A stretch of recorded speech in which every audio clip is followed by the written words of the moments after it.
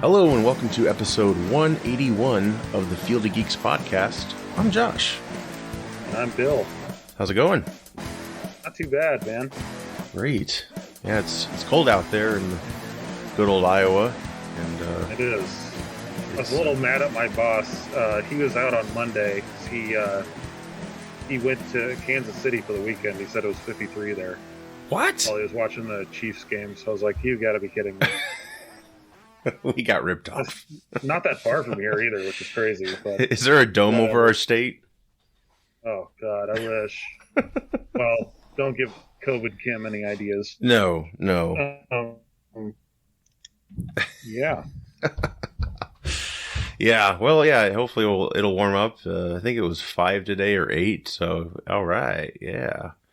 So I'm sure. Like that. Yeah, and you know what? I don't mind cold weather. Like 40 degrees, usually that's good. You know, I'll do that, or maybe a 30, but yeah. I don't like this really bitter cold stuff. It's really, not a fan.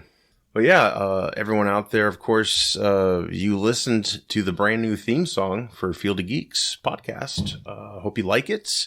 We're all fans of it, and this has been something I've been trying to get off the ground for many years. I wrote lyrics, a long time ago.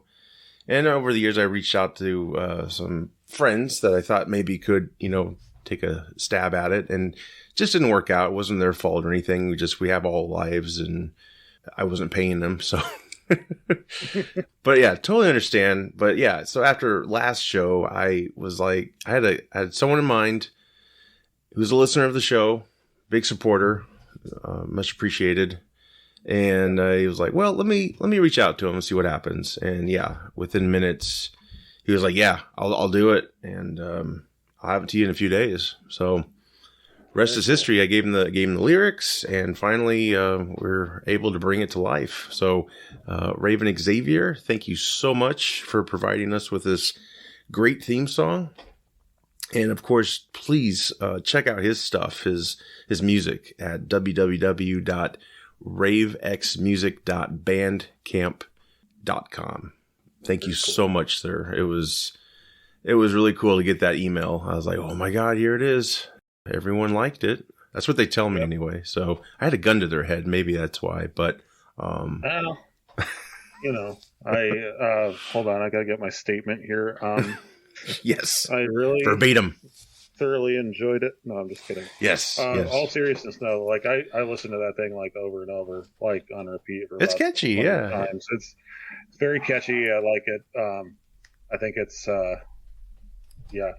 gets you pumped to hear about some nerd shit. So. I know, yeah. That was the goal. So yeah, I was really excited how it turned out. It was great. And of course, I want to thank my other friends, Russ King and Juan Hooks. They helped provide us with our last two themes ever since we established the show back in 2015. So yeah, big thank you to those guys. Very much so. Very, very, very cool. A huge goal achieved. So level up, I guess you could say. Getting into, one of our favorite people in this world, Joss Whedon. Bill, would you like to take it away? Oh, God. Where do I start with this guy? So, what a dick. What was it? Vulture, I think, did an interview with him. Yeah. Very recently. Addressed a lot of the allegations of, the harassment of Charisma Carpenter, Gal Gadot. A lot of things. The cyborg guy, his name escapes me at the moment. So Ray Fisher. Ray Fisher, yeah. And honestly, if there was ever any interview where you could just reach through, whatever medium you're reading it on and be like, Joss, just stop talking. You're making it worse. Right. This would be it. Not that that's exclusive to Joss Whedon, but my God, what a dog shit interview. Especially when you have years to think about what to say, right? Or maybe a year. And it's just, it's the equivalent of somebody on the schoolyard being like, nuh-uh, you didn't. It's just so stupid. Like, what a out of touch piece of shit. Just egotistical. Yeah, he's just insane. It really sucks because, there's a lot of people that kind of echo this sentiment from what I've seen, but, Buffy the Vampire Slayer obviously has been a huge fan favorite series and movie for years, has a huge cult following, and he would even go to like fan events and stuff like that. Buffy Summers was always kind of like a feminist icon, for lack of a better term. Like she didn't need a big strong man to come in and save the day every day. Every time she got into conflict, and to find out that he's just a misogynistic asshole kind of puts a bitter taste in a lot of people's mouths. But yeah, the one thing I will say, I don't want to give him more, I don't know, clout than he already has, or what more exposure or whatever. I just hope that whoever he has hurt in the past, that they are getting past it, they're getting the help they need, and that they don't stop speaking out, because I think this is one example of cancel culture that I can get behind. Yeah, absolutely. Not that it's necessarily a string of tweets like #MeToo, all that. Right. This one's warranted. But yeah. This is very well documented, and for him to just kind of, it'd be one thing if he was like, yeah, you know what, I'm an asshole, I'm sorry. I mean, I wouldn't necessarily forgive him. Yeah, it'd be better. You know what I mean? But it'd be better than just being like, no, I didn't do that. I don't know what you're talking about. That's not me. It's not me. No. Well, he's being ignorant. He's known as a feminist, and his mom, he respected her. I guess he didn't get along with his father or his brothers, I'm guessing, or siblings. And so, yeah, he was very, I don't want to say mama's boy, but he was very much a, he very much leaned on his mother and tried to emulate a lot of things that she did. And she was very outspoken about feminism and everything. And then just to find out that, he's being abusive and holding careers over actresses' heads is just, it's heartbreaking from a standpoint, but from a certain standpoint, but also, we've talked before about separating the art from the artist. Mm-hmm. And, I would say don't just not be a fan of Buffy the Vampire Slayer or Firefly or the Avengers or whatever it may be, just because the director was an asshole. Yeah. I mean, you can still appreciate those for what they are and appreciate the talent that went into making those things. And, I don't think anybody's calling like, oh, let's boycott Buffy or the Avengers or anything like that. I haven't seen any of that. No, I don't think so. Just like you typically do with like cancel culture stuff. But this is, like you said, very much warranted. And it's heartbreaking in a lot of ways, because I was somebody that had a lot of respect for Joss Whedon and the work that he did. And same. Yeah. It's not a great thing to find out about. So my heart goes out to the people that were affected by this, especially Ray Fisher. I mean, it seemed like there was a lot of abuse that he got, and it's never the right time for racism, but it was also right around the time of a lot of racist turmoil in our country. And right. I can't say enough about how disappointed I am, I think is the right word. Yeah. And I've lost a lot of respect for Joss Whedon, and I don't see him coming back from this. I don't really see anybody wanting to work with him again, but weirder things have happened. Yeah. Yeah. That's for sure. Yeah. I mean, Ray Fisher, I think Justice League was his first film ever. He was a Broadway actor or theater actor. Yeah. I'm sorry. Maybe that's what he did mainly. But just the treatment he got from not just Whedon, but the, producers and so on. And it was just a huge debacle, the whole Justice League thing. When he came on board, it was made to be like, he's helping out Zach, they're friends, whatever. That didn't turn out to be true. Yeah. He basically was giving Zach notes. And I can't imagine how Zach's mentality was, especially experiencing all of this before his daughter, passed away. It's terrible. Yeah. It's absolutely terrible. There's definitely a lot of turmoil and things that he was dealing with at that time as well. So, I mean, that definitely can't be discounted at all. But right. And we've seen Gal Gadot in many films now. To say that she doesn't understand, well, she, English isn't her first language, is what he said. That really really rubbed me the wrong way. I was shocked to hear that. Really? Yeah, I never get the sense from her that she's not somebody that understands the English language. No, and she can speak it well. So that was just a situation. I don't think he wanted to be there, and they definitely didn't want to be there because they signed on for Zach's vision. I'm guessing, and they're like, "What the hell? We're reshooting everything now?" And then Affleck's got his alcoholism coming back. It was just not a good concoction. And Ray Fisher is a great actor. I think the Snyder Cut definitely showed that. It did showcase a lot more of his acting ability, which I was very happy with. I think it was just the direction, is what was faulty. Whedon's direction, he just couldn't get a good performance out of him, and that's on him. It's not Ray Fisher's problem. So that's just. And I think this all came out. Maybe it was Martin Luther King Day, and I think Fisher was like, I'm going to. I'll respond to this tomorrow. I'm not doing it today. It's like of all days, I'm not gonna do it. So, which shows to me a lot of maturity. Yeah, when something like this happens, it's too easy for people to take to Twitter and start this whole he said she said argument back and forth, and you just get sick of it, no matter who's right or who's wrong. Mm-hmm. But I mean, the interview definitely didn't do him any favors, and no, it didn't. I'm shocked. I'm shocked after all these years, or however long it's been. Really, it's like you haven't maybe had any counseling to see, hey, maybe problem's you, just the ego on him, he's kind of just, he's God to himself, and that's how it's probably going to be. And, I don't know if he'll come back from it, honestly. I mean, he's still kind of a young dude, but I don't know. I mean, he's going to really have to show a lot of growth.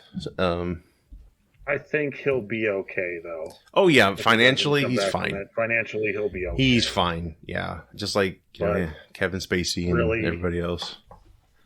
If he comes out with a new movie, I'm not going to line up to see it. Yeah. I'm not going to boycott it. I'm not going to shed a tear if he never comes back. Right. Whatever. Yeah. Just very, very disappointed. Yeah, extremely. And of course, moving on to a new segment of the show, which we don't want, but so many people are dropping like flies lately. God, it's been horrible. Yes. First off, right after the day we recorded the last episode, and we already remembered some people on that show, Bob Saget left us, which was just a gut punch. I think you shared that with the group, Bill, and I didn't want to believe it. I was like, no, not this. No way. I didn't either. And he's, I think for a lot of us, especially in Field of Geeks and, beyond, very much so, he was very much a staple of our childhood. Yeah. For a while there. He was. Of course, he was on Full House. He played Danny Tanner. He was like the epitome of, the perfect American dad. Sitcom dad. Yeah. Which I think is hilarious now, seeing his, going back and watching his stand-up comedy is like one of the most vulgar people in the world. But, total opposite, The polished, having to be kid-friendly all the time, being around children, but he is very much a staple of our childhood, television-wise. Yeah. I mean, TGIF, you had Full House, and then Family Saturday Matters. night you had America's Funniest Home Videos, or even the same night, I think it might have been. I don't know. Yeah, he was everywhere. But Dirty Work, that was his directorial debut. It's one of my favorites.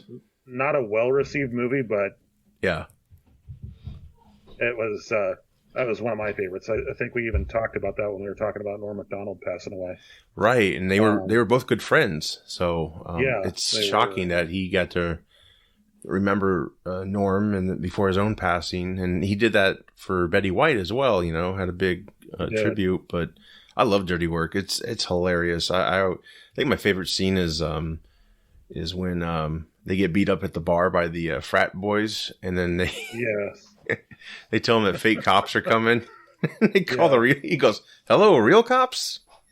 The way Norm, delivers the line, that was good. And then of course his half-baked cameo, which was like, if you at that time did not know about his stand-up, you definitely learned other levels shocking. He would go. Yeah. I had no idea about his stand-up when I saw that, and I was like, wait a minute, no, it's not Bob Saget. Somebody dubbed his voice. You ever suck dick for marijuana? Nope. Oh my god. Yeah, well, I first knew him from Full House, and then my stepdad showed the family one of his old videos he recorded of like Rodney Dangerfield used to have like I forgot what it's called, but it was like Young Comedians or something, and Saget was on one of those, and that was the first time I was introduced to his stand-up, and I was like, oh my god, this is crazy. Like, I did not expect this. Yeah. It was very much different from the polished sitcom dad that we saw every Friday Good night. Actor. Yes. Yeah. The fact that he could be that, like, family-friendly, I don't want to say square dad, but, and just knowing that he had such a raunchy and dark sense of humor. Yeah, he did. Funny to me. Right. Of course, he was the narrator on How I Met Your Mother. Yes. For a few years there. Just a tremendous talent. It's gone way too soon. Died at the age of 65. That's crazy. Yeah. I mean, no drugs, no foul play, just kind of peacefully in his sleep. He just had a great set the night before, I guess, and he was so psyched about this new direction, and he felt rejuvenated. Yep. He said he felt 26 again or something, and he talked to his wife about, I can't wait to see you tomorrow. I'm going to go, I'm going to my hotel room. Yeah, hours later, he passed. Yeah, it's just shocking. I think the thing that breaks my heart the most about it, aside from the fact that we live in a world without Bob Saget, is John Stamos is just devastated. Mm-hmm. Yeah. And they were very close. They remained very close friends after Full House. Of course, they came back for Fuller House. John Stamos hosted his roast on Comedy Central. Yeah. They've been good friends for years, and I think John said something about it feels like a piece of him is missing that he'll never get back, and that's just the whole cast is family practically. But yeah, he was really close with Stamos, and it was nice to hear about the cast going to his house to help his widow, mourn, and I would assume they were there for her, and helped her out with other things. I know John Mayer and oh gosh, I can't remember his name offhand, but they got his car from the airport, and there's a nice, lovely video they posted about just driving it back, and Mayer like saying he wouldn't drive through LAX for anybody else or something. So yeah, very lovely tributes. Like, everyone had something nice to say about him, and he was left a very positive impact on the world. Yeah, for sure. He'll definitely be missed. Absolutely. To go in order, Meatloaf passed away. Mm-hmm. Wasn't as shocked, It's in his name, but I'm kidding. As outspoken as he's been about like COVID and mm-hmm. About like, oh, I can handle anything. Like, my immune system has been working for years, and then he just drops dead. It was a little ironic, but right. Yeah, I guess aside from his musical talents, my biggest memory of Meatloaf is from the Rocky Horror Picture Show and Eddie. Yes. So, of course, I used to go every Friday night to Billy Joe's and put on my black lipstick and do the time warp and all that shit. So, what character were you? Were you the? I didn't really dress up as you just character. Kind of were like background people. Yeah. Yeah, and then Louis Anderson as well. Yeah, that was crazy. I haven't really heard much about Louis Anderson for years. I know he did that animated show on Fox for a while. Was it Life with Louie? Was that what it was? Life with Louie, yeah, something like that. Or like voiced himself as a child and his father character. His impersonations of his family were funny. They were hilarious. I really enjoyed that growing up. I guess one of those people you just never really think about, like, oh, whatever happened to that guy? Popped up on my news feed, and it's like, oh god. Same day Meatloaf passed. Yeah. Well, just go back to Meatloaf real quick. Rocky Horror Picture Show obviously is something he's remembered for, but I don't know if you ever saw the movie Black Dog with Patrick Swayze, Randy Travis. Yeah. I actually like that film. I haven't seen it in a long time, so maybe it's not as good as I remember. Had a great song to it. Surprised. Yeah. Surprised with his character and that, like, his acting ability. I didn't think he was like a terrible actor. Yeah. He did a lot of kind of B-movie villain role kind of stuff. But he peaked with Fight Club, probably. That was Robert hard Paulson. To forget that. Yeah, hard to forget that character. It is. I want to say Head Fits. That's cool. Yeah. Edward Norton actually kept that photo. I guess it's on his desk, and he's like, I don't keep much from my movies, but this is something I hold dear, and it's him hugging them, in their characters. That's pretty funny. Yeah. And of course, he did the Bat Out of Hell series of albums that were major successful. And Louis Anderson, Coming to America was his first film, I believe. And unfortunately, he reprised his part for Coming to America 2. I only say that because it did not turn out great. And if the script was better, I would have been more for it. But I still have yet to see it. I think just the reaction I got from you and Mitch, I was just kind of like, it's not worth it. Yeah, I mean, it might be a cool movie to sit down and just have. If you have super low expectations, it might be decent, honestly. But it's just, man, it's like, you shouldn't have made the sequel, especially after all these years. And it's got none of the lightning the first one had, It's kind of like Joe Dirt too. It was a sequel that like nobody really asked for, and they just put it on some. Oh, Crackle, right? Like, wasn't it Crackle? Yeah. Yeah. I didn't see that one. I did like Joe Dirt. I did not see the sequel. I think I kind of got turned off by its direct to Crackle, whatever the app or whatever it was. Yeah.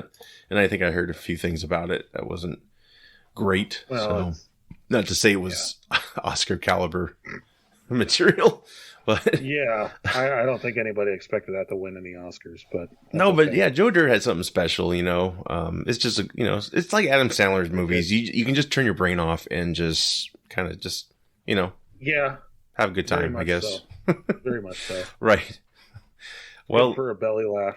Yeah, for sure. Yeah, if you're feeling down, pop those in. There's no care in the world in those films. So maybe even in the writing, I don't know. But moving into checkouts, I'd like to recommend, and I also checked out, of course, Peacemaker, which is a HBO Max series starring John Cena as Peacemaker from Suicide Squad, which we got months ago.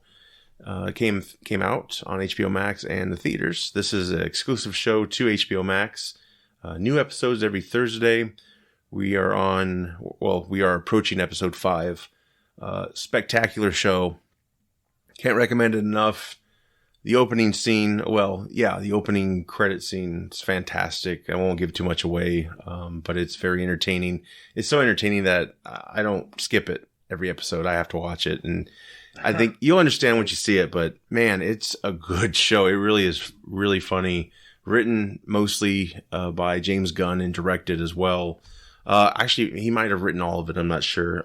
He directed every episode except for the last one, episode 4. Still was stellar. Great show. Great cast. Robert Patrick plays John Cena's father. It's terrible dad, but he builds the tech he needs and all that. And it's raunchy as hell. Total rated R show. Yeah, not for kids at all. I love it. It's fantastic. And I don't think there's a lot of people out there that hate the show or dislike it in any way. It just hits the right notes. And, James Gunn is, just proving himself again and again. Fantastic show. Definitely check it out. Offhand, I don't know how many episodes total we're going to get, but I'd be happy with it just being a standalone season 1. I don't want it to get too outdo its welcome. Let's talk about Cobra Kai real quick. We just had season 4 drop, and Bill, we didn't pay him to do this, but he watched all of the Cobra Kai, season 1 through 4. What was the last episode? I said I'd only seen the first one, and I think that was because that was back when it was like the first episode was released for free to watch on YouTube. Sure. Yep. Or something like that. So I started watching season 1, and before I knew it, I was through season 1, and then I was through season 2, and so on and so forth, and finished it up all the way. And my God, this is like example of nostalgia done right. Yes. William Zabka is amazing. I kind of see him more as the main character, more so than I do Ralph Macchio, but Ralph Macchio is good in it too. I love the character development with all the characters involved. Tremendous acting, and just, I can't recommend it enough. It's a super easy show to get hooked into, and now I'm eagerly awaiting season 5. Yeah, isn't that amazing? Because they have, most of their cast is like the next generation, and that's usually the ones that you don't care about, right? And they just pulled it off. You just, kind of like with, I know I always reference the new Star Wars trilogy, but yes, kind of like with that, like I could have cared less about a lot of those characters until, they kind of grew on me, but, I went into it more like, oh, I want to see what's going on with this guy and this guy, and it's cool how they, so far they've referenced 3 of the 4 Karate Kid Miyagi-verse movies. Yes. They haven't, of course, the next Karate Kid is yet to be referenced. I think they even did a little Easter egg to the Karate Kid Adventures, which was an animated series. Oh gosh, did they? A long time ago.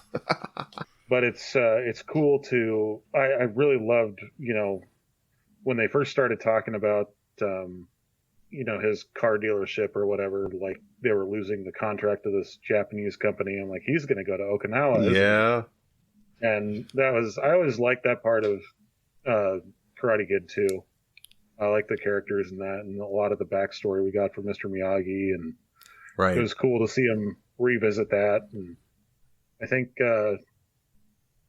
I really like Terry Silver in this. I didn't think I'd say that. But my least favorite part of Karate Kid 3 was Terry Silver. Oh, man. Yeah. Wow. I mean, the fact that I think Karate Kid 3 was the actor's first movie he ever did. And it's been, God, how long has it been since between then and now, like 20 plus years, something like that, for him to come back to the character and give it that craziness that just works with the subdued craziness of Kreese.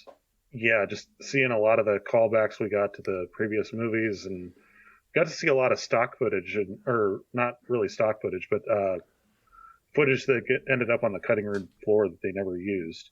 Yeah, that's cool how they can do that. Original movies. So it's pretty cool that they were able to go back and do that. And of course, I think a lot of the same people that worked on the movies are working on the series. So it's good that it's, keeping with tradition and everything like that. So I can't recommend that enough. Yeah. I feel like as far as Netflix goes, I'm playing catch up, because you guys have recommended, Cobra Kai quite a bit, and man, I can see why now. Yeah. Because I didn't even, there are some nights I'm like, the episodes are short, especially when I first started out. I was like, I'll watch another. Right. Yeah. I'll watch another one. If it's 1:30, I need to go to bed. I'm going to work tomorrow. Yeah, I mean, that's what happened to me. Exaggerating a bit, but not by much. I mean, it's very easy to watch. It's just like water, it goes down like water. Just every episode after, and there's cliffhanger after. Every episode's got a cliffhanger. Not a big spoiler, but it just hooks you. The soundtrack, my God. Oh yeah, the soundtrack is phenomenal. I mean, it's whatever. A lot of that has to do with Johnny being kind of stuck in the 80s. But even the the soundtrack and the score and everything is just spot on. They use a lot from the movies, so that's well done. I couldn't be happier. If we haven't said it enough, and you haven't seen it by now, I'm telling you to watch it. Yeah, what are you doing? Yeah, what are you doing with your life? That's why I subscribed to at the time YouTube Red, and then now it's YouTube Premium, and the first two seasons were on there. So, yeah, I think that was a swing and a miss. Holy shit! Well, they wanted Netflix to start with, and they couldn't get Netflix. Yeah, well, yeah, I know. I just mean like YouTube Premium kind of. Oh yeah, no, I mean, but it was great that they wanted Netflix. That didn't work out, and then they proved themselves, and then they're like the underdog kind of. And then after YouTube canceled them, I think after season 2, Netflix picked them up. Mm-hmm. So it's like a fairy tale, It's just and it's done tremendously well on Netflix. I mean, it's been on the top. It's been number 1 on the top 10 chart for God knows how long. And everyone's watching it now, which they weren't really when it was on YouTube. I kept telling people like, "This is good. This is good. You got to see it." Oh, you got to pay for it. Oh, I think the more. I don't know if I want to say like the more hype it got with like everybody coming back, the more popular it got. But even if you're not coming back to it for the old characters, the new characters are very well done. They are. You care about them. And they all have their nice little character tick. They all have something that's something memorable about them, and it's done very well. And what I like is a lot of the cast who were kind of in the background for a couple seasons, they're now in the forefront, and they're knocking it out of the park. Like it's fantastic. So. Yeah, it's fantastic, and so. I'm just thrilled. I never imagined this success, and I'm sure the main actors didn't as well. And to quickly reference new Star Wars trilogy, wow, great way to drop the ball, not bringing your actual characters back, and having them be a part of the plot really in a big way, and just kind of having, I think that's would have been more acceptable, and that's definitely like fandom doing it right, and also fans have put the show together. I don't recall their names, but it's 3 dudes, and they did the Hot Tub Time Machine, I think the first one at least, and of course William Zabka had a cameo in that film. Got along with those guys very well, and they approached him about this idea for the show, and he was game, and they just had to convince Ralph, and thankfully they did. So rest is history, but it's wonderful they retcon all the silliness from the films, and if they bring Hilary Swank on, I'm sure they're going to do the same. If they can pull off Terry Silva, they can pull off. Making her character more acceptable. If it wasn't, the next Karate Kid's so vague to my memory. I watched it a long time ago and don't really remember much. It was a cash grab. It just. It's like 3 Ninjas Kick Back for whatever it's one of those, like you said, a cash grab. Yeah. It was like the next Karate Kid. Yes. More tickets and I don't even remember where Daniel was in that movie, but he wasn't even. He wasn't. No, but there was a reason. He wasn't even in the movie, away or something, or he's like. And it takes place like the movie itself takes place away from California. I forget where it takes place, but anyway, it is funny because their old neighborhood, right? It is funny because the original trilogy only really takes place, I think, within 2 years. The karate tournament, and then summer vacation, they go to Okinawa, and then they come back, and then it's 3. It's funny because it's also the same way for this series, which is weird because Daniel's youngest son hit a growth spur, and the series has been on for 4 years, 5 years maybe, but in the timeline of the series, it's only been like I think 2 years as well, and it's like, oh boy, that's really a stretch, but I guess it makes sense, Yeah. It's fine. I'll let it go. Yeah, I'm glad you watched all of it. I'm shocked you got it all done by now. I guess I shouldn't be, because a season is so digestible. It's so quick. Like it's crazy, and it did not tire me when I binged seasons 3 and 4 at once. Yeah, and I think when it was on YouTube, I could be wrong. I think it was weekly release. So I believe it was. I'll have to go back and see that, but yeah, because I'm just wondering why didn't I binge the other ones? Moving into movies, No Time to Die, the last Craig Bond. It came out in I think it was October, I believe. Did you have a chance to catch that yet, Bill? I have not. Okay. Unfortunately, I recommend it. It's a good ending to his run, but there's obviously a few issues I have. Overall, I'm just wanting Bond to have more fun again. I'm kind of tired of this, emo dissecting of his whole character. You just kind of want him to have fun, And it was a nice, it was refreshing at the time, but Casino Royale was just amazing. Were you a fan of Craig's run for the most part, or?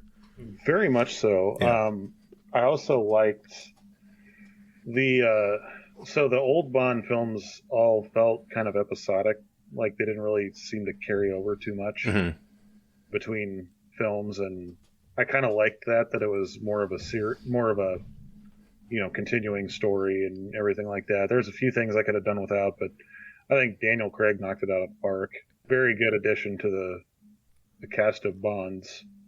Yeah, he was, and you didn't think he was going to come back after I think it was the last one, Skyfall. Or I'm sorry, not Skyfall, Spectre. Yeah, because he was like, I'd rather slam my hand into a table and a glass table than do it again. Yeah, exactly. I'm glad he came back for another one. It was an improvement. Yeah. Kind of waiting to see it, just when things calm down a little bit. Oh, yeah, of course. Over the holidays, we've had no shortage of movies coming out that I've been rushing to see. Oh, there's so many. I can barely keep up. I'm trying to see each one in the theater, and I do have some reviews up my sleeve that I gotta dish out sometime. Because I've seen The Matrix Resurrections, Kingsman or Kingman, I think that's how you say it. Kingsman, and I've seen House of Gucci, so I may do this, I guess, solo. We'll see, but I definitely want to get those reviews out, even though they're not really hot right now. Time got away, and we had holidays and stuff, and I wish I had more time, but I don't. I have another job. Believe it or not, this is not my full-time job. I wish it was. Wish, right? I'd be living in an alley if it was. I need good internet. Get up on the roof. You're recording with a cup on a string. Just to myself. Like, he's really lost it. Yeah. He's hanging out with Joss Whedon, so you know how bad that is. But oh, God. But, of course, for many years before Craig's run was up, people were talking about, who's the next Bond going to be? Idris Elba came up many, many times. And, of course, you had some people have an issue with it because, obviously he's not a white man. But it wasn't for, like, racist reasons. It was, honestly, I love Idris Elba. And I think you do a great job as Bond. I really do. And I think we can have a black Bond. And I was naive about this because for years, my only problem with that was you're going to screw with his lineage. And it just dawned on me recently, like, there's probably black Scotsmen. I know I'm sounding stupid probably, even to you, Bill, but I never really thought that because Bond's lineage is British and Scottish. And I'm like, okay, no shit. There's black Scotsmen. And I shared this on her page. It's a nice little YouTube video. It's just something I wasn't aware of. So, I'd like to get the message out there. If that's the hang up for some people, like it was me, it had nothing to do about the race, honestly. I just didn't want to change the character up like that. It's like you might as well create a whole new character if you're going to do that. But in this case, it can work. And I think we had talked about that too in the past, past episode or something like that. But I don't know. I always saw James Bond as more of a title. Right. You want a code name or something like that. So, it's kind of interchangeable, kind of like Doctor Who to some degree. I know Doctor Who's been played by a bunch of white British dudes too, but no, I think Idris Elba is a tremendous actor. He's got just an insane amount of range, and he can pull off the action stuff just as well as he can pull off the serious acting. So yeah, for sure. And I feel bad I never thought about he could be Bond because of the lineage, because that was my only hang up. Like, I was going to accept it no matter what, because you can tweak a character. I'd rather they didn't, but He can still have the same background. I don't think it's because like people want to be super woke about it. Like they're not turning Bond into a lesbian feminist whatever, you know. Right. It's because I think it's genuinely, I don't think it has anything to do with the fact that they want a person of color to play Bond. I think it's to do with the fact that Idris Elba is a fucking good actor. Yes. Yeah, he is. I mean, he's a Brit, so it works. Yeah. He's suave and all that shit. This might be a little weird take because I know he's already played a villain in the Craig series, but I always thought Mads Mikkelsen would make a good Bond. Yeah, especially now. He kind of had that look about him. I mean, maybe maybe not now because he's obviously a little older, but you're right. Idris Elba's not exactly a spring chicken, but that's my new problem though. Yeah, like I've had this problem too with it's like, great. But if you were to have a late 20s, early 30s Bond, one, would it work, and two, who would you cast in that? Yeah, well, that's the thing. Elba is 4 years younger than Craig, so before long he's going to look old. And if they do go with him, I strongly recommend they film a trilogy of films back to back, so they can just get it all done with. And they're on their own. They stand on their own. Hell, they could do a 60s piece if they wanted to. Of course, I don't want, kind of like what they did with Wild Wild West, going back into the 1800s and all that. Will Smith being black was a big issue, but originally in the show there was no issues. I mean, there were issues, but that wasn't the premise of the show. It was like a James Bond in the West, and if Elba's cast, or anyone who's black, I don't want it to become like interjected into the Bond persona. Like Bond already has the respect. We don't need, of course the villain can be an asshole in the end about that. That's fine. But I don't want plots about his race. Like he's Bond. We accept him. He's respected, have fun. Exactly. Just want to have fun, man. Bond always has some really colorful and out there villains. Like the last thing I want to see is a movie about James Bond versus the racism. Yeah, it's just not the right. Yeah, I mean, if you want to do that, you need to acknowledge it in the movie. I mean, it's like he's just playing James Bond. Right. It's a shit if he's black. It's a fantasy. Like that's what we've gotten away from, and to go back into that is just something we don't need right now. We just need to have fun. And like I said, the villains can be total assholes about that. That's fine. But again, Bond ideally in the past has been in his 30s, 40s. Roger Moore was well into his 40s when he took over, but yet he stayed on until he's like 57. And so, I mean, if you want, that's another thing. If they want to do a trilogy of films or a couple films that Bond is actually aging, I guess that's something they could pursue. But I think we kind of need a younger dude in the role. I do think Elba could pull it off, but like I said, he's almost Craig's age, and not to say Craig would look terrible at the end, but another film or so, it would be too much probably, and you would lose that fantasy element, I think. I mean, hell, Roger Moore in the end was like grunting and just like, the slightest movement. And it was like, dude was ready to like hang it up, So this is obviously very early talks. The producers have talked about him. They are so not ready yet to get into another film right now. So I wouldn't think so. I mean, no, because the sheer scale of a Bond film is right. Yep. That years of planning. That and Craig's run just ended, so they gotta give it a little breathing room. Which there's nothing wrong with that. No, there isn't. If they are going to bring Elba into it, they need to do it in the next couple of years. Right. They can't wait much longer. That's the other thing that's bad about. Another good thing about doing back to back, especially if you have a big star like Elba. Unfortunately, we learned this, I think, from Craig.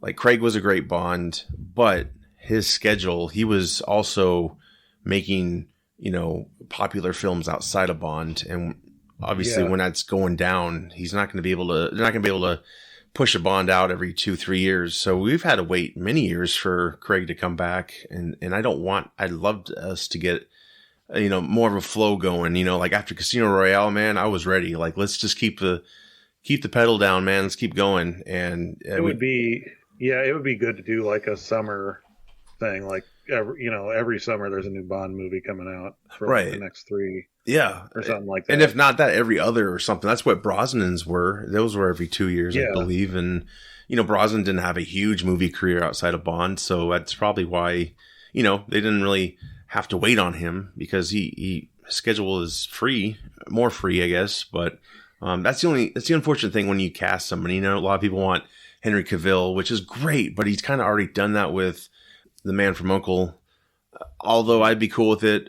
Again, though, his scheduling, that scares me. It's like, I don't want to wait 5 years for a Bond film to come out, Just... Yeah, I mean, his schedule's kind of up in the air.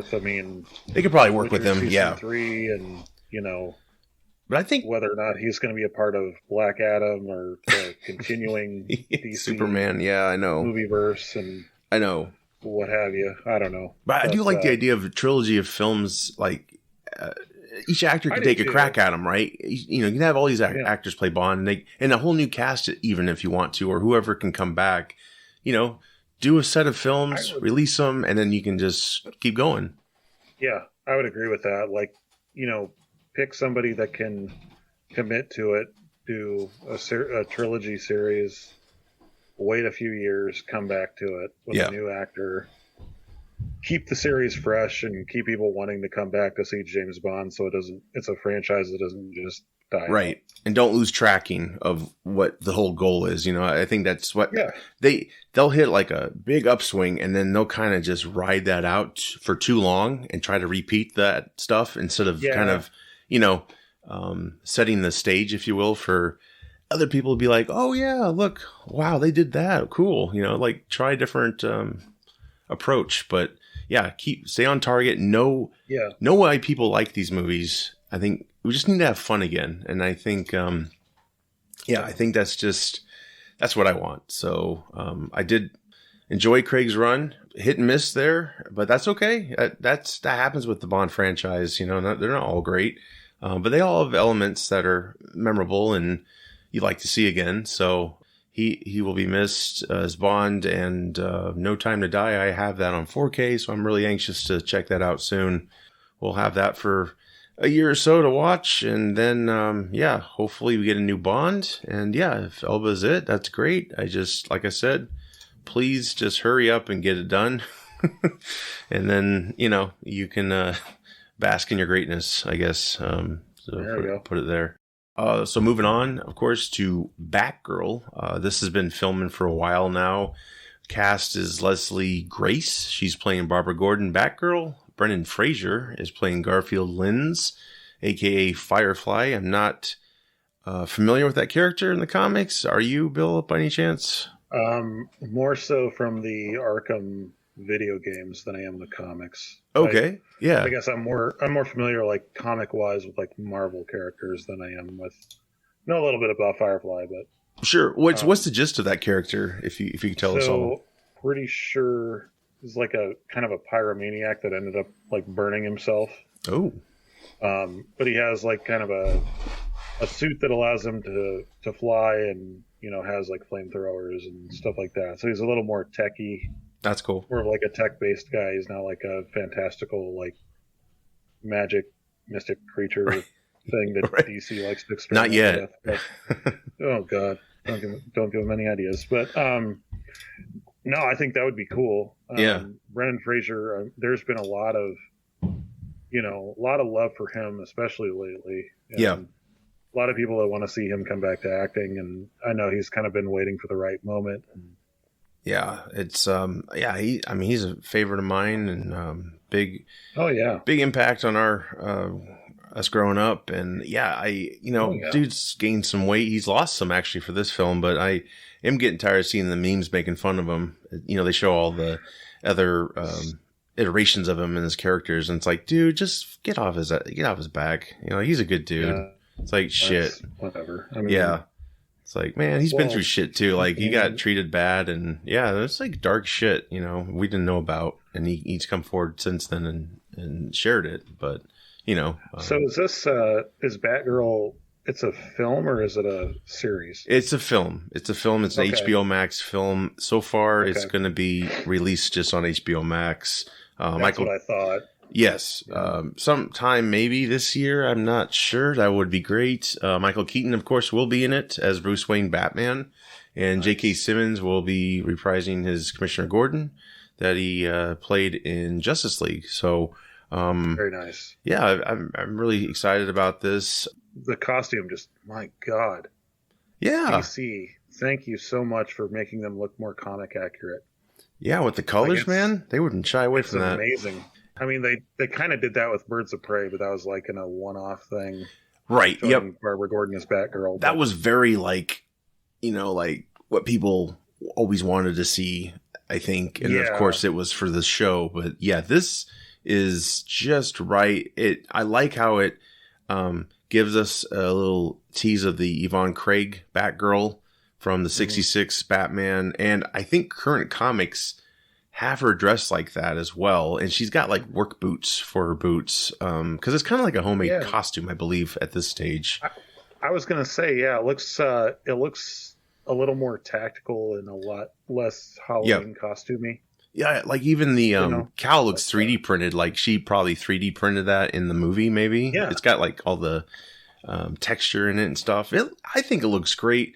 A lot of haters out there not liking it. They're comparing it to a cosplay. I'm like, for crying out loud, like, what do you want? You know, it's colorful as hell. I love it. It's purple and yellow. And also this is, you know, it's a production still.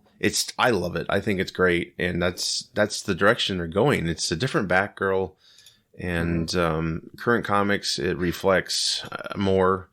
So I'm excited. I think it looks great. And I've seen behind the scene video or even images of them filming. And there's a scene where she's got like goggles on, and it's so cool looking. Like it looks really cool. I'm excited. I think this is going to be really, really freaking cool. And I just, again, deal with haters. Like I don't get what you want, man. You know, I remember being at a con years ago talking about Ben Affleck's Batsuit and BVS, and they're like, yeah, it's kind of like a cosplayer outfit. I'm like, you know, maybe the fact is that cosplaying has gotten to perfection, because a lot of those guys can really, and girls, of course, put shit together that looks movie quality. So yeah, I guess in the end, if that's what's happening, yeah, it does look like cosplay, but you know, it doesn't look cheap or anything. It's cool, man. I think it, yeah, I'm digging it, man. I'm excited, and hopefully get it this year. I'm not sure. And it's a little more believable than just some rando off the street deciding to be a superhero and being like, oh, I've got this amazing costume that has all these cool gadgets to it. It's like, no, they probably had to start out somewhere like, you know. Well, yeah. Who knows? But Spider-Man Homecoming. Remember when they went back to his costume, which everyone loved probably more than the actual suit we've come to love over the years. But it's just kind of like Daredevil. Remember Daredevil when he had that black, you know, the series, of course, I'm talking about. The first season, you know, he had this black outfit. Like, people were like, oh, that's ridiculous. But, man, I kind of missed that when it left. And I did appreciate, of course, the red costume. But that other outfit was pretty damn cool. They made it work. It's one of those things. Just kind of, you know, whatever. There's always going to be the haters, so to speak. But right. Yeah. I think it looks good. I do, too. I can't wait to see it in action. Yes. Actually, you know. Oh, yeah. So I mean, it looks like... That makes me very excited for it. Looks like you can be super flexible with it too, because it's like a jacket looking thing. So if you look at recent Batgirl comics, I'm not up on my comics. I apologize to everyone out there, but I know I've seen an image of Batgirl wearing something just like that. So for people to say it's cosplay, like, dude, it's right from the comics, man. Like, give it time. She's beginning in this movie. So, and also what I like about it is they're not shying away from color. They're kind of, you know, I think Nolan. I like that. Yeah, Nolan's films are great because of the realism and stuff. And I think they're going for that, obviously, for the Batman movie coming out. And that's fine. But I think we also need to have fun. Like, just like I was saying about Bond, just ignore that these costumes being silly looking, as long as it's written well and the action's great, it's like you're supposed to believe in that world through the writing anyway, So I'm cool with it. I think it looks great. So that's just not every superhero needs to look Kevlar and body black armor, leather. Yeah. I mean, we don't need to do X-Men all over again, right? Man, like and I can't wait for X-Men and... with the actual costumes. That would be fantastic. Exactly. I'm excited about us that. And just give us the comic accurate suit. No shit. That's a whole rant. I know. There's another quick topic about what we just kind of talked about was it's so enjoyable to hear all these variant possibilities coming up in the new Doctor Strange film. Tom Cruise's Iron Man, which I'm for because he was going to be Iron Man. I think it would be kind of cool. I have no idea if this shit's true. It's probably not, but it could be. And a lot of them are, they're digging more and more at possibilities, and it's freaking cool. I think. I've heard a lot of possibilities so far. I've heard Wolverine. I've heard Deadpool. I've heard this will introduce mutants to the MCU. Yeah. I mean, I've heard a lot of things. Spider-Man No Way Home kind of birthed this, and I think they should go full throttle. I mean, obviously the writing's got to be good still and stuff, but... Well, just look at what they did with Loki. Yeah. I mean, like with the variant Lokis. I mean, that was fun. Cool. You had like... They had like the 1960s Loki. Yeah, Richard E. Grant played him. That was really cool. Kid Loki and President Loki and all that other stuff. So yeah, have fun with it, man. You never know. Yeah. Yeah. I don't know. I'm just, as a side note, I was just getting a kick out of it because they're talking about big fan cast for years has been John Krasinski as Reed Richards. And there's been so much cool fan art made of him and his wife, Emma Blunt. Emily Blunt. And I'm like, dude, yes, come on, man. I don't think you're going to like what I'm about to say. I don't really either. And I think it was an opinion piece from one of the articles. I'm not sure if we shared it on our page or not, but they're like, here's reasons why Seth Rogen is good for the Thing. Nope. I knew you'd get a kick out of that. I already am not looking forward to Seth Rogen as Donkey Kong. I definitely don't need to see him as Ben Grimm. Well, okay? Donkey Kong doesn't talk, does he? Not. He will now. I know of. I'm not up to date on. Banana looks like a dick. Yeah. We can't say that, Seth. It's a kids movie. I'm not up to date on my Nintendo lore, but I'm pretty sure he doesn't talk. He just grunts and right. So, wahaha. Wouldn't that be funny if that's all he's doing in the movie? They're like, yeah, we're done. Just needed a couple hours with you. You can go home now. He'll do mocap. Gonna smoke weed first? Yeah, I guess. Yeah, mocap. He might. Well, we're gonna get another Christmas story, guys. Called A Christmas Story Christmas. This will be another sequel. I'll get there. To the 1983 classic film A Christmas Story, which took place in the 1940s and was based off of author Gene Shepard's books. It was a box office flop, but became a cult classic. TBS, every year, Christmas time, or I think it's Christmas Eve, they do 24 hours of Christmas Story. Is this a big film? Do you like Christmas Story? Is it one of your favorites? Or? I do like A Christmas Story, but it's... it's very popular. It's a holiday film. Yes. I have zero reason to watch it any other day but December 24th. Right. Yeah.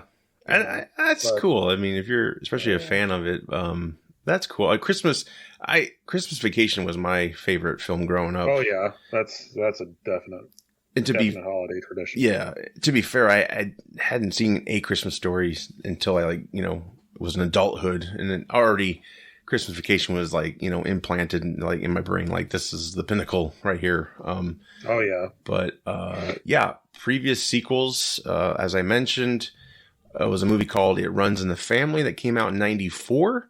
They retitled it My Summer Story for home video, probably because no one knew what the hell it was about. Not the same cast. There was a few people that came back, but overall it was a whole new cast. Oh, that's the first I'm hearing about it. I don't know. A lot of people don't know that. Yeah, it had the same narrator, I believe, for Old Ralphie, and I think the teacher returned. But other than that, a total recast. I think Charles Grovin was the dad in that one.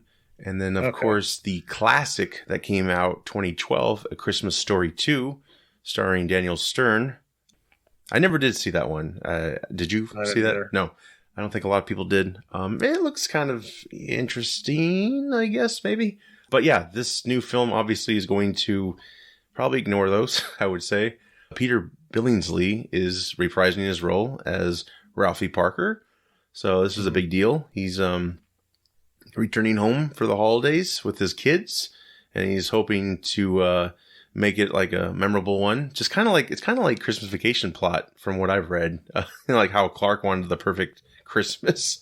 So it's like, they're doing that. I'm okay with it. That's fine. Sure. I think we all want the perfect Christmas. It's damn near impossible to pull off, but hey, it's all good. But of course, Peter Billingsley, he's been in Iron Man, Spider-Man, Far From Home, and other films. He is a producer as well. He actually produced the Broadway adaptation of A Christmas Story years back, and his producing partner for this film will be Vince Vaughn. So, yeah, they're buddies, and they've worked together before. I think Jon Favreau they're also friends with. Peter was actually in Elf. He was not credited, but he was like the elf that kind of cheered Buddy up when he found out he was an adult or something, or he was like Cotton Penny Ninny Muggins or something like that. The cotton-headed Ninny Muggins. Yes. This obviously, the first film was set in the 40s, so this one will be set in the 70s. So yeah, it'd be pretty interesting. It's another thing that's interesting is they're actually going to film next month in Hungary, which I guess is doubling for Cleveland unless it starts out overseas. I'm not sure. I think this is great news. Watch. Yeah. I mean, especially if Ralphie's coming back. I mean, the actor, yeah. I never thought I'd want to see a sequel to Karate Kid, but here we are. You never know, right? You never know. Yeah. I'm excited about this. I hope it turns out good. But yeah, so far HBO Max, it will be released through. I don't think it'll get a theatrical run, and that's fine. That's what I was going to ask, if it was going to be a streaming one or not. So far, no. The premise of it sounds like a streaming only kind of thing. I mean, that's what happens with the sequel stuff, which I'm kind of getting sick of. But yeah, no, I got you there. That's what it is. Maybe they'll change their mind and put it in theaters too. I think Blue Beetle, which stars the main kid from Cobra Kai. He's playing Blue Beetle.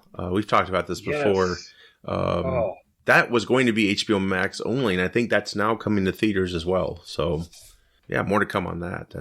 That's very exciting for him to be cast in that role. That's cool. He's a great actor, so I'm happy about that. But yeah, these HBO Max films, they may actually come to the theater. Who knows? I guess after test footage, if it's that promising, they'll pull the trigger on it. So, well, speaking of returning actors, there is a Disney Plus series coming out of Willow. It's continuing the story from the 1980s film. I believe it was 1988, something like that. Warwick Davis is coming back as Willow. It's 51, returning to the series. Wow. It's going to be a television series from what a serial kind of thing. From what I understand, it's not going to be just a movie. I think it's going to be an actual series. Sure. Other than him, I don't really recognize any of the other actors that are going to be in it. Of course, Val Kilmer sadly won't be returning to it, but very excited for that. I'm still a huge fan of the original. And of course, Warwick Davis, he's been in so many different things. Return of the Jedi, he's been in, I think he was even in Phantom Menace as a spectator in the Padres scene. Played, of course, Gremlin. Or what is it? Not Gremlin, Leprechaun. Oh, right. Yeah. God, how can I forget that? Leprechaun. How many of those were there? Oh, my God. There's like 5 or 6 of them, something like that. Do you know if he was in each one? I believe he was. Okay. I'm pretty sure he was. And of course, he played Wicket, the Ewok.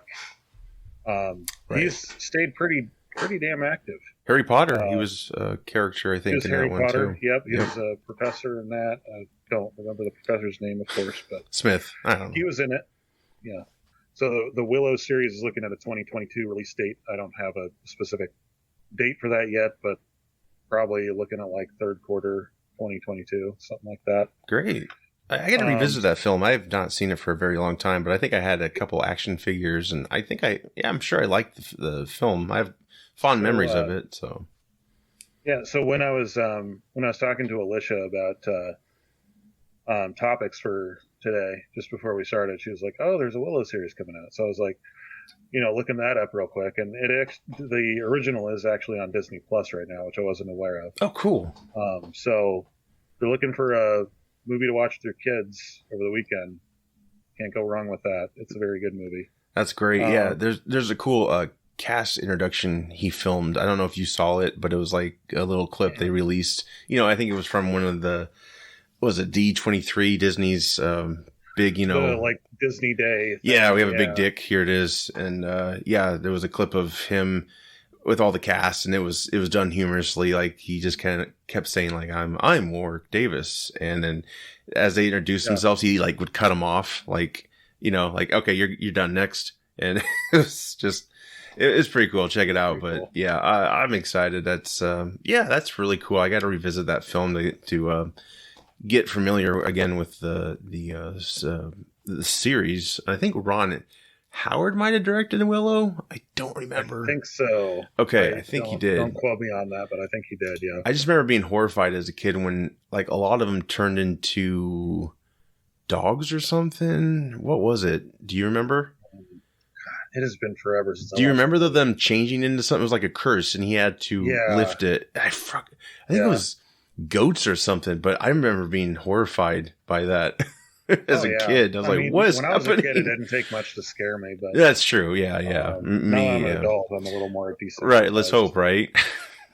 Secrets of Dumbledore, the third installment in the Fantastic Beasts Harry Potter prequel series. I was looking at a April 15th, 2022 release date. Jude Law will be playing Dumbledore. Cool. So I'm looking forward to that. I didn't really care for the Fantastic Beasts series so far, but I might watch it just for Jude Law. I love me some Jude Law. Yeah, I mean, he was in the last one, the second one, which I haven't seen. I've only seen the first one. Okay, yeah, I've only seen the first one. Same, but it's. I can't really say if the second one's any good, but it's on HBO Max. I know that, so. I believe it is HBO Max, man. I need to. I know, man. It's too much good stuff out there. You can't miss. Yeah. And then Johnny Depp is being replaced by Mads Mikkelsen, which is cool. Cool replacement, but still sucks. Yeah. It still sucks, but if you're on Depp's side, it sucks on Depp's side. But at the same time, it's like every character he's played for the last 20 years looks like it was written by Tim Burton. Yeah, like, right. It just has that one, like, Johnny Depp kind of bullshit. He kind of sold out a little bit, but he did. I mean, it's okay. And as I mentioned earlier, I love Mads Mikkelsen. Yeah. Tremendous actor. So that might actually be worth a watch. I don't know. Yeah, it'd be interesting to see what he does with the character. According to IGN, The Rock is making another video game movie. Doom 2. What's that? Doom 2. Oh, God, no. Please don't. So he is quoted as saying, "I can't tell you which game in particular we're doing, but there will be an announcement this year. We're going to bring one of the biggest, most badass games to the screen, one that I've played for years. And I'm really hoping it's not going to be a dog shit game like Call of Duty or fucking Fortnite or something. Minecraft, I don't know." Dwayne "The Rock" Johnson is Paperboy. Just throws the papers through windows. Just how strong he is. Could you see Dwayne "The Rock" Johnson as Crash Bandicoot? Didn't SNL do that with him? Oh, did you ever see that Bambi he did for SNL?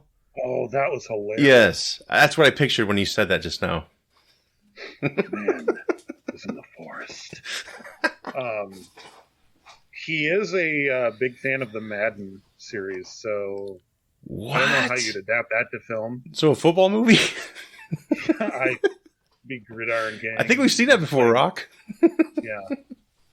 I don't know. I mean, he's an okay actor. He's in a live action cartoon. Yeah, he's gotten. I mean, yeah, he's pretty funny. Yeah, he's gotten really good. He went through a stage of just doing that same, sniffing the air, raising his eyebrow bullshit that he did in the WWE. I think he still does that in every part he does. It's like he has to. I don't know. He does. Like he does that in Jumanji and everything else, and it's like I heard the Attitude Era is over. Let it go. What was I haven't seen it yet. Shit. What's it called? Cruise ship. What is it called? Jungle Cruise. Oh, Jungle Cruise. I haven't seen that yet, but I heard it's a Mummy knockoff. The Brendan Fraser Mummy. Okay. So yeah. I guess That's take my that. thoughts on that. Take that, everyone, with a grain of salt or whatever. I need to check that out. But I mean, yeah, Black Adam. I hope will be great. I'm looking forward to that. I think he'll make a good Black Adam. He does play the kind of darker roles pretty well.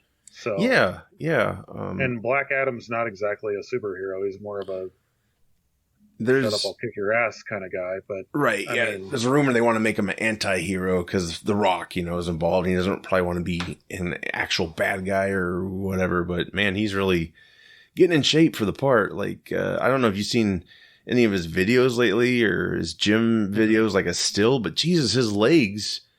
He definitely didn't skip leg day. Holy fuck, yeah. For sure. They're like as wide as his shoulders. The muscle mass around them. Was it Red Notice? Oh, I haven't seen that. He just did on Netflix. Yeah. That was pretty good. Was it good? Okay. Yeah, and there's a sequel of that. Oh, cool. For too long, I think. Ryan Reynolds, Gal Gadot, who can't speak English or understand English. Joss Whedon quote. Whedon, whose opinion we do not endorse nor support here there you on go. GEEKS. That's right. Yeah, I think they're looking to do like a series of that, like a trilogy or something. Oh, okay. I'll have to try that. Check that one out. Yeah. It's. I guess retroactively, I'll add that in as a recommendation if you haven't seen it. It's a good one for sure. This actually is his second. Well, this project would be his third, right? Video game film, Rampage. You count that? Let's see, yeah, I guess I would count Rampage. I mean, it's. I wouldn't say that's much of an adaptation, but it's kind of like, right? How do you adapt? It's like adapting Monopoly. Like how would you adapt that to the screen? But I guess, they tried it with Battleship, and look how well that turned out. The Rock is Zelda. Oh god, Zelda's the girl. Damn it! They're gonna flip it.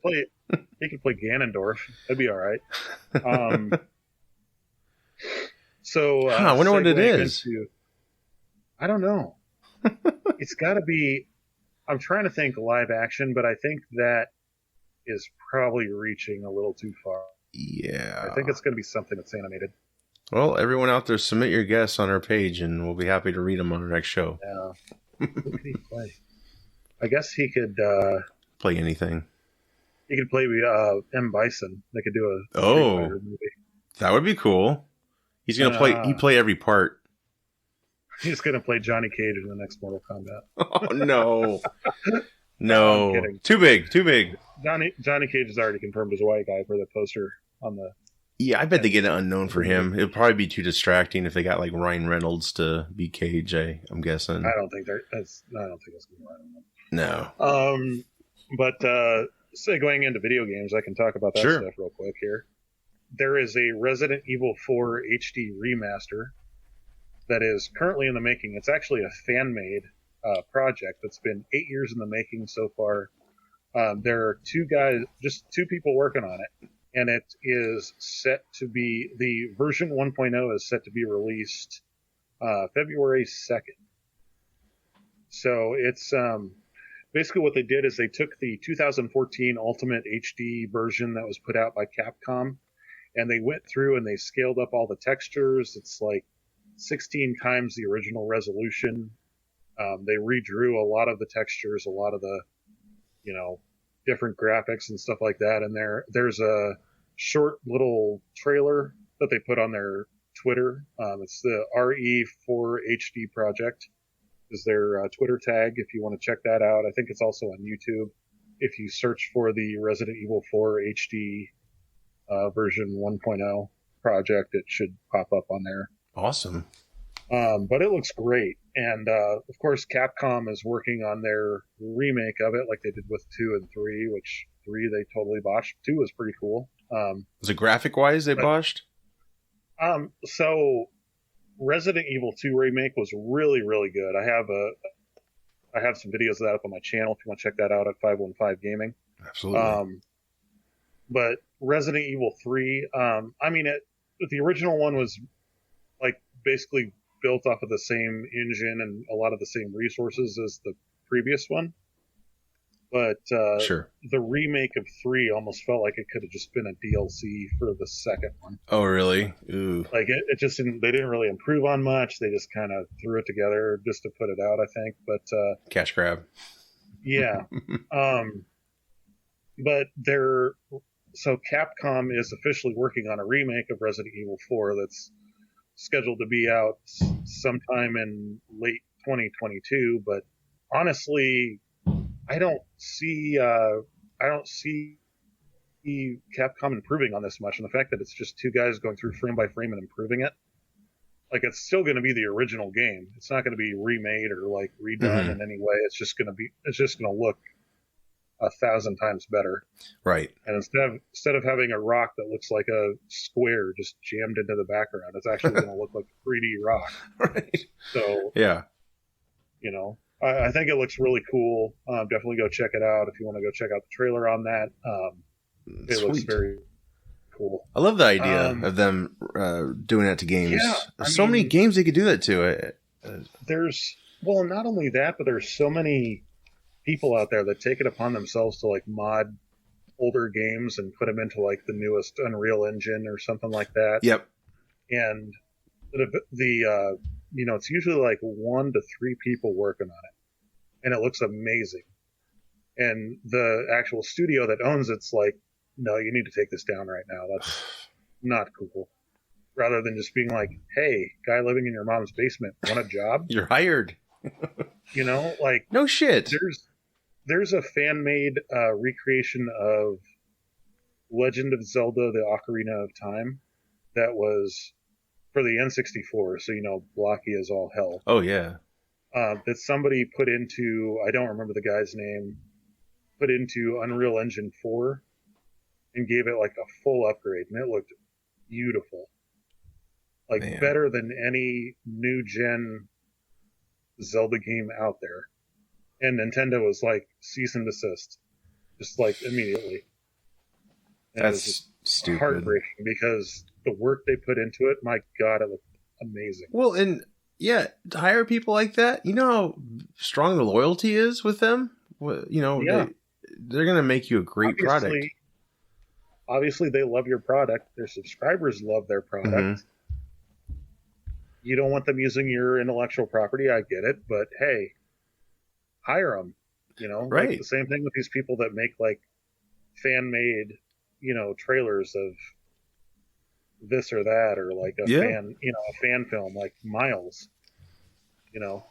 Hire his ass and buy the material, and then you can distribute it yourself, and he can make you some good shit on the side, or she. Could you imagine what somebody who is that dedicated would do with a $1 million budget? Oh man, yeah. My God, like just I don't know. I think give them an assistant. Pull their heads out of their asses. Right. Yeah, exactly. It's all about ego. They want to be the ones that are going to discover. It's like, just discover the talent. Yeah, I mean, it's one of those things. If you find a fan that's that passionate about your product, yeah, they're willing to take time, without any payoff whatsoever, or not expecting any payoff. Just be like, just for love of the game, sitting at their computer on a Saturday morning and being like, I'm going to recreate this game in 4K. Yeah. Then why not hire them and make some money off it? I don't know. Absolutely. Yeah. Whatever. I mean, I could go on and on about that. Oh, I know. And there's a fantastic video out there as well of someone who recreated the Enterprise D, Star Trek, obviously. Mm-hmm. And oh my God, took us for a whole tour of the ship. Any viewer, of course. Oh, wow. It's amazing. You see shit you've never seen, obviously, because they couldn't afford to build the sets. But you see all these shuttle bays, and you really take in the scale of how big that ship is. It's beautiful. Oh, wow. You see quarters. They even show toilets, because you never see a toilet in Star Trek. I think they put the 3 seashells next to it too. I think. If I'm remembering that correctly. Yeah, Demolition Man. Yeah. And you go to the bridge, and it's amazing. It's so good. I will post that maybe in the show notes or our page. But yeah, again, fans do so much great stuff for, all of us. Fan art even is fantastic. You see all these brilliant images, and they didn't get paid for it. I mean, they're probably selling it on the side, but maybe they should get paid, because, man, the amount of time to put into something like that. Yeah, I couldn't help but remember that when you said that. I was like, oh, yeah, that video is amazing. It is amazing to see what people can do with a little imagination and, Microsoft Movie Maker. Right. Exactly. I mean, you know what I mean? Just, yep. It's amazing to see what people can do. So I'm really looking forward to this. I'm hoping Capcom doesn't C&D this shit out of it. Right. I actually want to be able to play it. Yeah. I think it would be cool to play. That'd be amazing. Speaking of shitty companies, so a while back I discussed the Activision Blizzard controversy. For about the past 6 months, they've been embroiled in a lot of lawsuits and stuff like that about sexism and workplace discrimination and stuff like that. Well, hold on to your hats, because they've been bought out by the most awesome company in the world, Microsoft. Yay!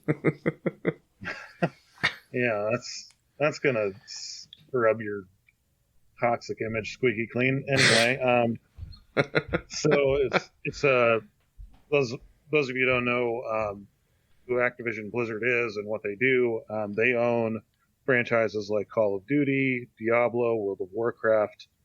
Microsoft bought them for a reported amount of $68.7 million, which will put Microsoft number 3 in gaming, behind Tencent and Sony. Microsoft has been doing this for the last decade or so, buying up little companies. It's nothing really new. If there's a small company out there, Sony or Microsoft or whoever will pick them up and, try to get their backlog or their library, as like a exclusive to, Xbox or PlayStation or something like that. Yep. So it's really nothing new. For right now, it's not going to have a huge impact on anything. I think everything that's like already slated to come out will come out for every, console they want to put it out for. Obviously in the future, they could become just PC and Xbox exclusive with these games. I mean, you never know. Right. If the money's there to be made, they'll probably try to make it. But, they're supposedly doing a lot of this with like Bethesda and stuff like that too, making them Xbox exclusive. And, it's like, buy ours, not theirs. Do you think they would do Call of Duty that way? I think that would really hurt Call of Duty if they did that. Yeah. Because the main appeal with Call of Duty, is just the cross-player connectivity there. You can play on PlayStation against people that are on PC and, so on and so forth. So I think that would really hurt the player base, but honestly, they're not really hurting for money. So right, and I don't. Whichever they decide to do it, but the biggest part of this that kind of made me cringe is that now it's Microsoft's responsibility to clean up the mess from this lawsuit. Ooh. Which really kind of sucks, but for them it sucks, I guess. Right. But the CEO of Activision Blizzard, they've been calling for him, not Microsoft, but like people in general have been calling for him to step down. He's looking at getting about a $400 million payout to walk away from Activision Blizzard. Really? So he's not going to be hurting, no matter how much you cancel the guy. Poor guy. Yeah, poor him. Great. from my perspective, it's not going to hurt me a lot because I don't play any of Activision Blizzard's games. Diablo was cool. That was about it. But yeah, I think it would really. It just depends on how greedy Microsoft wants to be, and I mean Sony does it too. Sure. Sony buys out studios all the time and makes them, Sony exclusive. With their IPs. And stuff isn't most of the Sega games, the old Sega games, and Sega was bought out by Nintendo. People. Okay, yeah. But yeah, I mean there are Sega games that are cross-platform. Right. I mean you can there's Sonic games on PlayStation and stuff like that. So sure.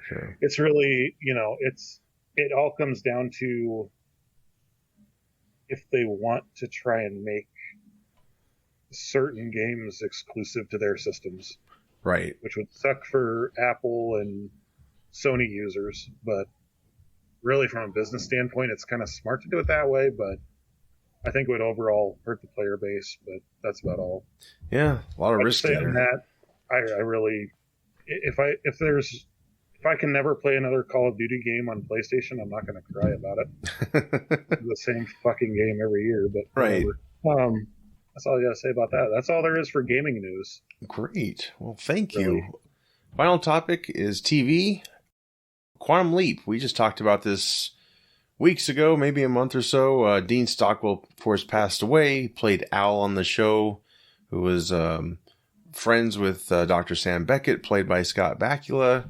They together helped change events through time. And it was a really popular show in the 90s. Well, actually, looking back, maybe it wasn't so popular, but retrospect, a lot of people say it wasn't like a huge hit. I think it's one of those ones like kind of like Star Trek, like it had a big following, really loyal fan base, but it wasn't for everybody. I mean, we watched it every week. We were huddled in front of the TV waiting for the next episodes. Oh yeah, it's a great show, and with this reboot that's been ordered by NBC, this will continue on the story of Sam Beckett, probably maybe his offspring, or it's definitely going to be a new team that restarts the project. So perhaps they'll encounter him. As of right now, Bakula is not attached, but he's in talks. So I'm sure they'll work something out because everyone would love to see that happen. Just a little tease would be even fine. That's very exciting. A lot of fans have been wanting them to come back for years. And so, finally it's happening, and it will help other people be introduced to the show, the original show, that is. So I'm excited about that. I think that's great. Great news. Definitely. And, I could see him being more of a cameo, like they run into him every now and then, kind of like you said. I think that would be cool. Yeah, because he was... I know we talked about this when we talked about Dean Stockwell, but I'm pretty sure the way they ended that is he made a sacrifice for Al, and he never got to really go back home. Right, his leaps got harder. Yeah. And they did a lot of things like that with the original series with recurring characters. There was even, I think, a evil leaper, if you want to call him that. Yeah, they played around with that. Yeah. She would show up every now and then and screw stuff up, and Sam would have to fix it. Right. So it's pretty cool. I'd be very excited to see that. Is this something that they're going to do just on Peacock then, or is this going to be like a regular on the air kind of series? I don't know. I think it's early development, but man, if it's going to be on Peacock, shit, I'm going to have to get another subscription. I really hope they don't do that, because NBC's had a lot of really good shows that they've lost. Yeah. To streaming. I mean, look at Manifest was a big one. They lost to, I guess they didn't really lose it. Canceled it, yeah. They canceled it, then Netflix picked it up for another season. But I don't know. I think we need more TV like that, like over-the-air TV. I think that's a thing of the past, but yeah, I mean, if anything, try it on network television, and if it doesn't get the ratings, maybe you can have a home on Peacock. I'm not sure what. I really don't know. I could see them going either direction, I guess. I could see it being available to stream on Peacock like the day after it premieres on network. Yeah. something like that. Kind of like they do with like CBS All Access or whatever that's called now. I don't know. Paramount Plus. Yep. Yeah. I mean, it's good to have variety on your network shows. You know, like CBS is just like all cop dramas, pretty much. There's comedies, obviously, and yeah. Maybe this is just from my perspective, but I don't see a lot of that. Family finish up dinner. We gotta, Quantum Leap's coming on. We gotta sit down and watch it, and then what's gonna happen next week? And we can't wait to see it. Now it's just like click of a button. It's on, yeah, you can watch it anywhere. Demand. But yeah, I don't know. That is interesting. I don't know where it will end up on, but I could see Peacock pulling that. So I'm probably about 90% leaning towards Peacock being the service for it. But I guess that's cool though. I mean, I'm still excited for it. It will give me a reason to subscribe to Peacock. Yeah, I mean, it probably has more of a chance to succeed if it's on a streaming service. Perhaps people can binge it, or if it's weekly. I'm sure it would be, and then I'm sure it would be. And I mean, Disney Plus hasn't been hurting with their weekly format. No, releasing shows and it's good water cooler talk. Prime TV absolutely. Yeah, I think they get more of a budget if they go through Peacock. I'm guessing, so that might be cool to have more of a cinematic reboot, if you will. Well, and they could get it out to other countries and stuff like it that way too. True. I think. Yeah. If they do it on streaming, so. Absolutely, yeah. I look forward to it. Hopefully, it'll get him and Scott Bakula involved, and yeah, I hope they have a lot of good callbacks. But I hope the new characters are just as interesting. So, I hope so. Yeah, I do too. It'll be interesting. But yeah, people have been wanting this for years. They wanted more of a satisfying end to Quantum Leap. Not to say the ending was terrible. I don't think it was really written to be a true ending, but I think that at the time, the makers of the show knew that there's a good chance they weren't coming back, so they kind of just try to put everything, together for their last episode. So yeah, it was kind of like a mixed bag of feelings, I guess. But overall, good episode, great series, and so yeah, with this reboot, happy to see where they take us. Hopefully, they get the right people involved. So make it worth the wait, man. That's what you got to do for sure. So. Yeah, speaking of Disney Plus, which you mentioned about their series, Santa Claus is coming back. Tim Allen's Santa Claus, that is, who was only in a trilogy of films, a limited series. This is exciting news. I'm excited. I love those movies, and my family does too. And it's it's nice every year to watch all three of them. I'm glad they're bringing them back after all this time. Tim Allen isn't too busy. Actually, I think they were going to do a Home Improvement reboot, I thought, but I don't know what's happening with that. I thought, I'd heard about that too, and I wasn't sure if it was going to be like a straight reboot series or if it was just going to be like a reunion kind of thing, like a one-off. Yeah, and I'm not sure what's happening with that, but yeah, I'm happy Tim Allen's coming back to this. I love to see the character, the universe again, the storytelling they've told. Kurt Russell Santa Claus has kind of helped us fill in the void, I guess. He's like the most badass Santa Claus. I would love to see more of those films as well. Christmas Chronicles. But yeah, the premise of this limited series is Scott Calvin's turning 65. He's a father of 3. He's raised 2 kids in the North Pole, and he's just realizing that his days as Santa are numbered, and so he's got to go find a replacement. So, or he'll be killed. Who knows? That'll be dark, won't it? Just like the first Santa Claus. Oh God! Falls off the roof. It gets shot or something. Oh. Yeah. Give me your sack, old man. That would be a terrible ending, wouldn't it? Oh God. Oh God. No. That is pretty dark. If you go back to think about that first Santa Claus, that's pretty dark shit for a kids movie. Yeah. It's like he falls off the roof, dies, and then his body leaves. I think they censored some stuff when they put it on Disney Plus. Oh, I wouldn't be surprised. Yeah. They took out the 1-800-SPANK-ME line, I think. Oh, Jesus. Okay.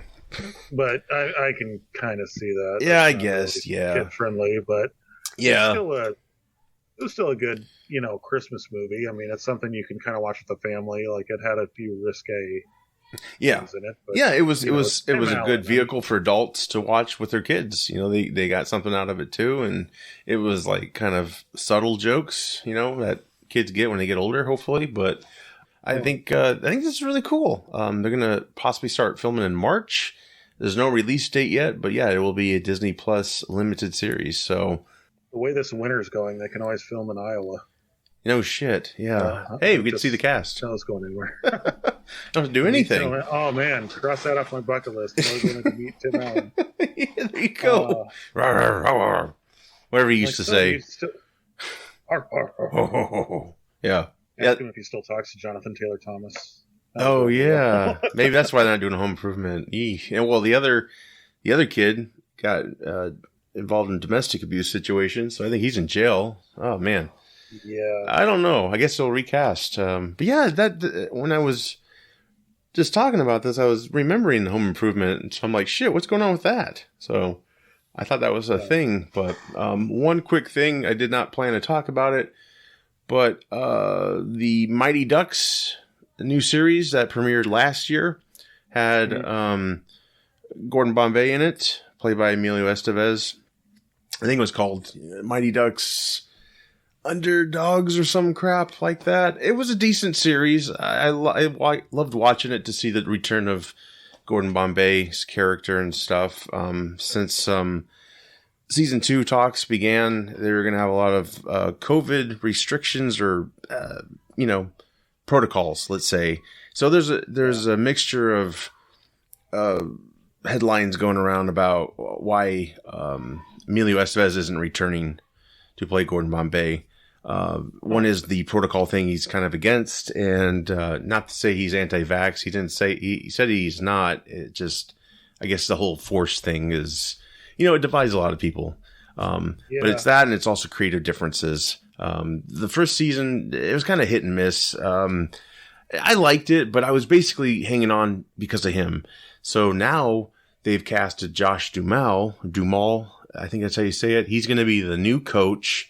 And he's going to be like an NFL coach who's coming into this hockey world. And so, yeah, I don't have faith in this show anymore. I'm sorry. It's news, but it's also my opinion that I think this thing is just, it's gone. So, done with. I never really had the desire, I guess, to check it out. I thought it'd just be another Disney cash grab kind of thing. Yeah, and it was, but they brought the old cast back. Some of them, it was cool to see that. That was the closest we were going to get to a 4, But yeah, taking him out of the series, it doesn't make any sense the way it ended. Yeah, and it wasn't the greatest thing, but it had potential, to improve. And I just see that I hate when they do this shit when they just replace a actor or character, whatever, and they kind of like they did with they did that with him with Mighty Ducks 3, but at least he was in it to kind of transition, like, hey, you're going to college now and you got this new coach, which creative people involved with the show, why didn't you go out to that coach, and bring him back? Like, he's an older actor, he's not doing anything, like, fuck, what the hell? But I guess we're getting Josh Duhamel, who was in Jupiter's Legacy, which was canceled by Netflix. I saw some of that show. I thought it was decent. I kind of was shocked it got canceled. Decent. Yeah, I didn't finish it, but I will. But yeah, that got canceled, and so yeah, needs a job, and I guess this is it. Maybe I'm wrong. Maybe it'll be great. I don't know, but I don't have a lot of faith in it continuing unless they pull a Dallas for season 3 and have Emilio in the shower, let's say, playing Bobby. It's all a dream. Yes, exactly. You got hit by a hockey puck, and that was it. And wakes up in the ice like, Coach, you okay? Yes. It was all a dream. That's how they're gonna really piss off fans. It was all a dream. He's still in jail for being pulled over in the first film, so he never got his act together. It's all a dream. Yeah. I still wish Fuller House was a dream because that was a nightmare. Oh, really? I like that show. I mean, it was just kind of turn your brain off, Obviously fake as hell, but I got a little kick out of it. I know a lot of people didn't, they weren't crazy about it, but yeah, I liked it. I don't know. But I wasn't like, oh my God, I need this in my life. It was something my kids liked, and I was able to go along with it. And I was a little invested in it. And so, but again, it was Full House. At least it didn't have the sappy music at the end like Full House did, which I could not stand. That and Family Matters both used that trope and hated it so much. Yeah. It's like, is the orchestra in these bedrooms they're talking? Like, what's going on? Like the lesson of the day thing. And yeah, it's like, all right, really? Okay. Yeah, so, there's great ways to bring back things and then not so great ways. There's some things that just don't really need to be rehashed, I don't think. But yeah, unless you do a one-off, like they used to do that with old shows. They do a TV movie, like the Brady Bunch Christmas special, something like that. Just a one and done. And if people liked it enough and it was successful, they'd make another one, but they wouldn't go to a series or whatnot. But so that's all we have for TV. That concludes the show. So everyone out there, please check us out on all streaming platforms you listen to with your podcast. And of course, Bill. Of course, check out 515 Gaming on YouTube. We're also on Facebook at facebook.com/515gaming. Just recently started uploading episodes of Amnesia: The Dark Descent. It's a survival psychological horror type game, so it's kind of getting away from getting away and getting back to some of my roots with that. So very excited. It's been very well received so far, and I very much appreciate everyone for their support and watching that and subscribing. And stick around because we got more. Just finished recording another episode last night. I'll hope to get that up here in the next couple of days. Excellent. That's great. That's great to hear. Another thank you to Raven Xavier for our new theme song. Hope you all enjoy it. Very much rocks. Yes. Thank you very much, Xavier. Yes, for sure. For sure. So with that said, we'll be back. I'm Josh. I'm Bill. Take care.